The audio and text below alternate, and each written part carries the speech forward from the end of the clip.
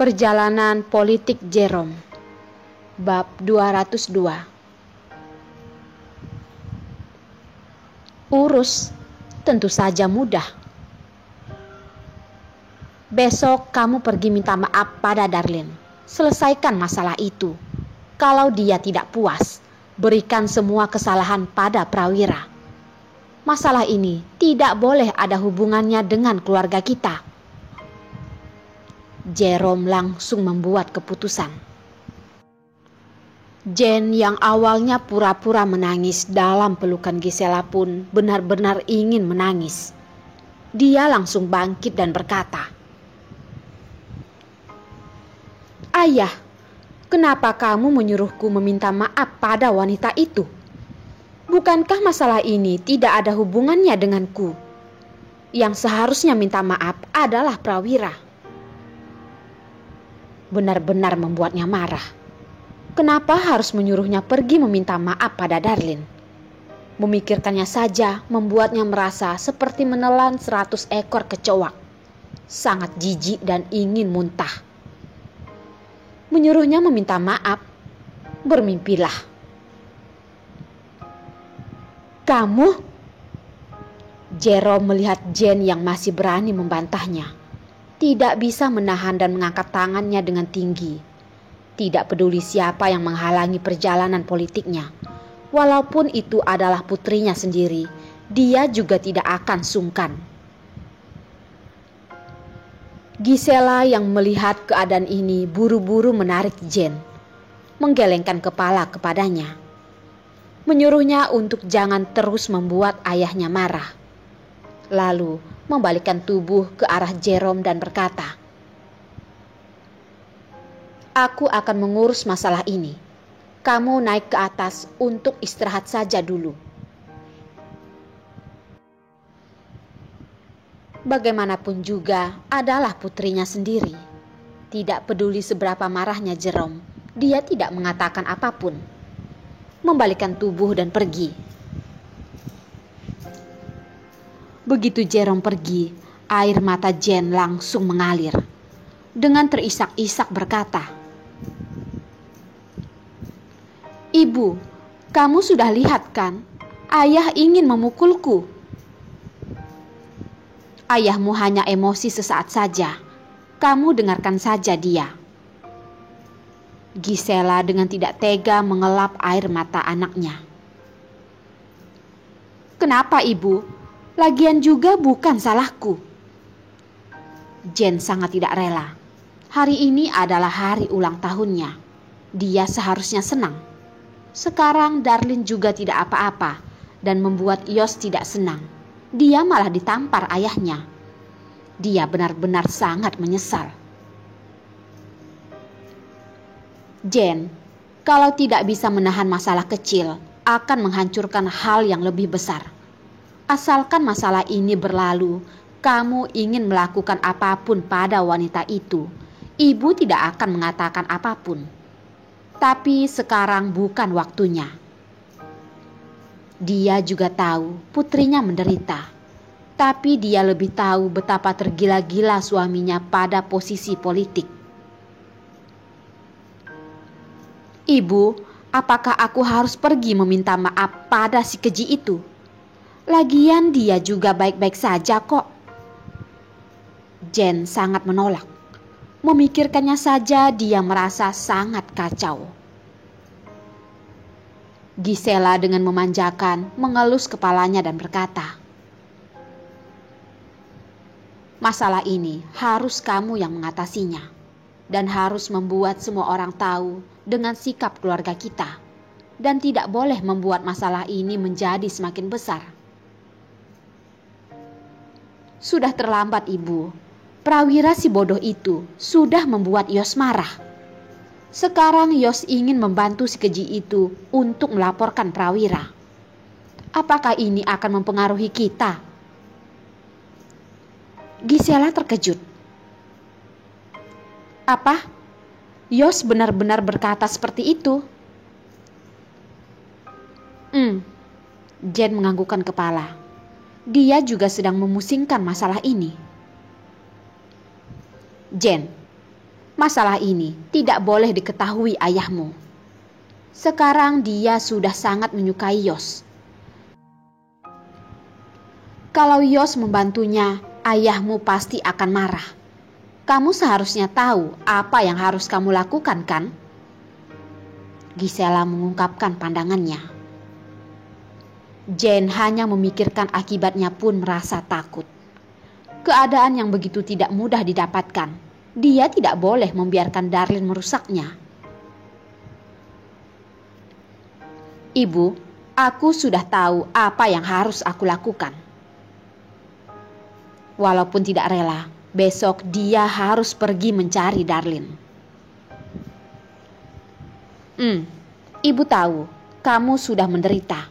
Tahankan saja. Gisela membujuk dan menepuk tangannya.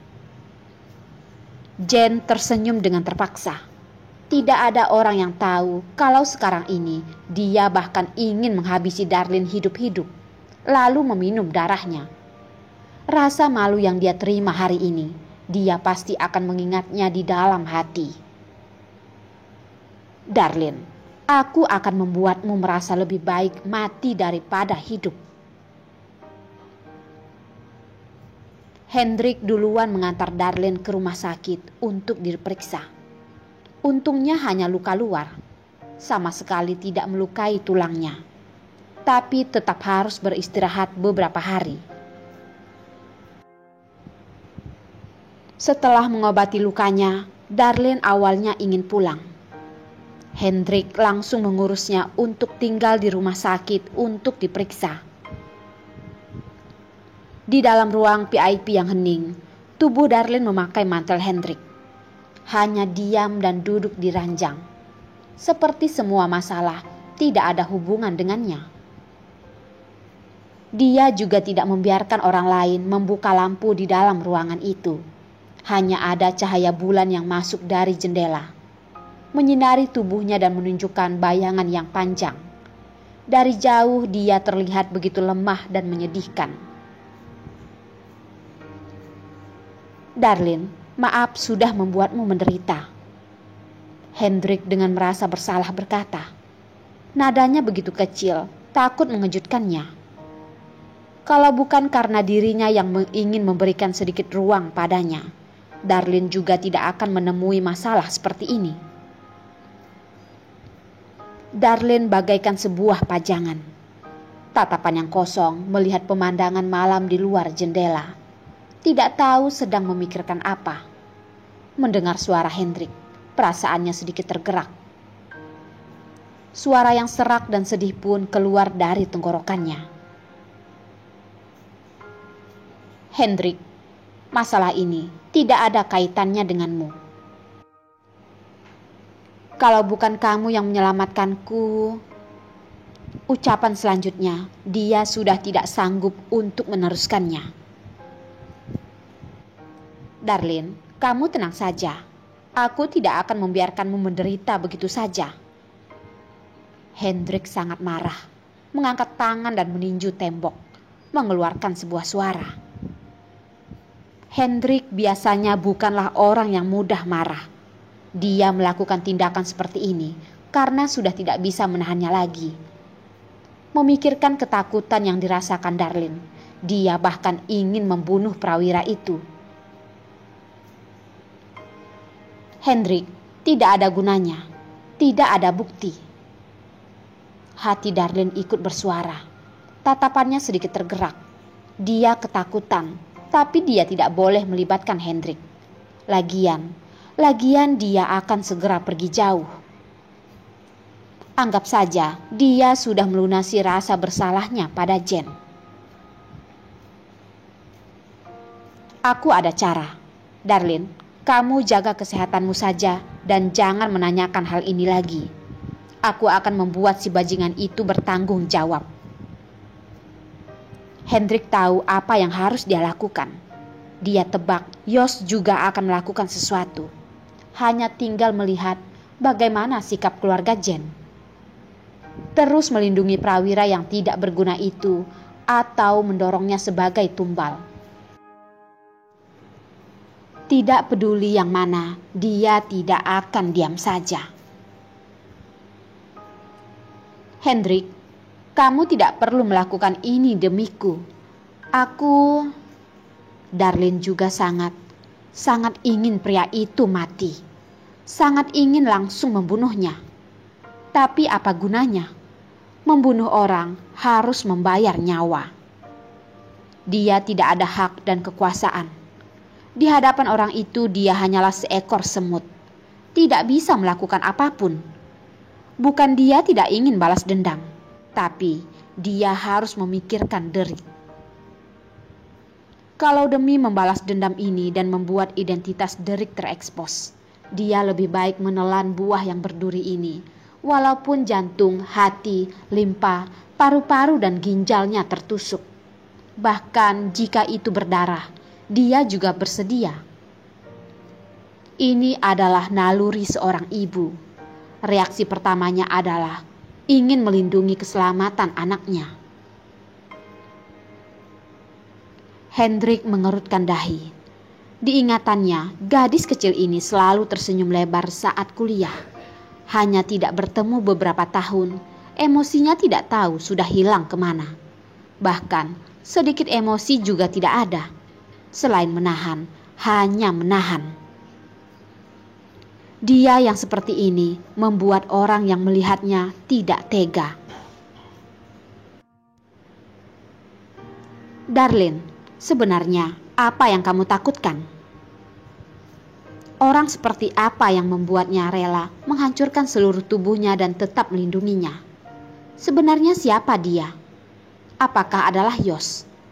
Atau orang lain?